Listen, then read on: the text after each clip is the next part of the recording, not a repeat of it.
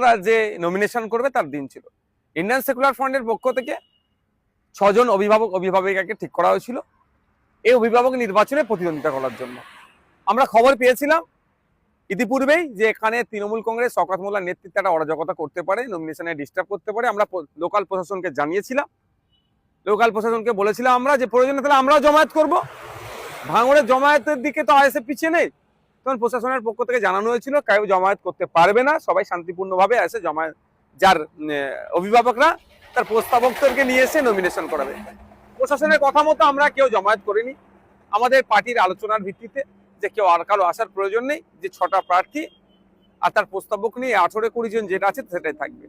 আমরা কি দেখলাম, প্রশাসন যে কথা ডিরেক্ট বলেছিলেন আমাদের জন্য, সেটা হয়তো বিরোধীদের জন্য সে কথা তারা রাখতে পারলেন না।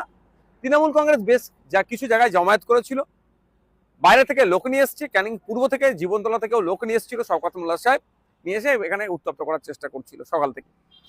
আমাদের যখন যারা অভিভাবকরা তাদের আপনার প্রার্থী প্রস্তাবকদেরকে নিয়ে থানার ওখানে পৌঁছাই, একটা পয়েন্ট করা ছিল, ওখান থেকে আমরা একসাথে গিয়ে আমাদের মাদ্রাসায় গিয়ে নমিনেশন দেবে। আমরা ভিডিও দেখতে পেলাম, আমাদের কাছে ফুটেজও আছে, থানার মধ্যে থেকে তৃণমূল কংগ্রেসের আহসান মোল্লার নেতৃত্বে, যে আহসান মোল্লা শওকত মোল্লার ঘনিষ্ঠ, তাদেরকে টেনে বার করে নিয়ে যে মারধর করার পক্ষে পরে পরে প্রশাসন সবাইকে যাদের আক্রান্ত হয়েছে, যারা থানার মধ্যে ছিল, থানার কম্পাউন্ডের মধ্যে ছিল, তাদেরকে বার করে দিল, মারধর করেছে, মহিলারাও বাদ যায়নি। প্রশাসন বললেন যে কাউকে জামায়াত করতে দেব না, নিশ্চিন্তে থাকো।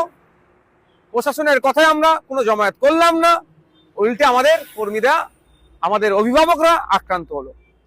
আমরা এই বিষয়টা ছাড়বো না, আমরা এই বিষয়টা ছাড়বো না। থানার ওখানে হচ্ছে, থানার কম্পাউন্ডের মধ্যে যে থানার সামনে হচ্ছে, থানার সিসিটিভি আছে, সেই সমস্ত নিয়ে এটার শেষ দেখে আমরা ছাড়বো, 1 নম্বর কথা। 2 নম্বর কথা হচ্ছে, শওকত সাহেব গণতন্ত্রের কথা বলে, শওকত সাহেব বাংলার কথা বলে, অনেক গল্প শোনায়, বিনা একটা সামান্য মাদ্রাসা নির্বাচন। ভাঙড়ে নাকি আইএসএফ শেষ হয়ে গেছে, ভাঙড়ে নাকি আইএসএফ নাই, তাহলে একটা শওকত সাহেবরা তো পারতো, সুযোগ ছিল অভিভাবক নির্বাচনে অংশগ্রহণ করা, যে আইএসএফ কটা অভিভাবকদের ভোট পাই বা তৃণমূল কটা ভোট পাই, এটাও তারা চেক করতে পারতো। যদি আইএসএফ শেষই হয়ে যেত তাহলে আমাদেরকে ডিস্টার্ব করতো না। আমাদের কর্মীরা আঘাত পেয়েছে, আমাদের কর্মীরা হসপিটালাইজ আছে, ট্রিটমেন্ট করতে নিয়ে গেছে ব্যাপকভাবে, যেমন মহিলারাও আমাদের বাদ যায় না। কিন্তু এর জবাব আমরা দেবো, এটা আমরা ছাড়বো না গণতান্ত্রিক প্রক্রিয়াতে।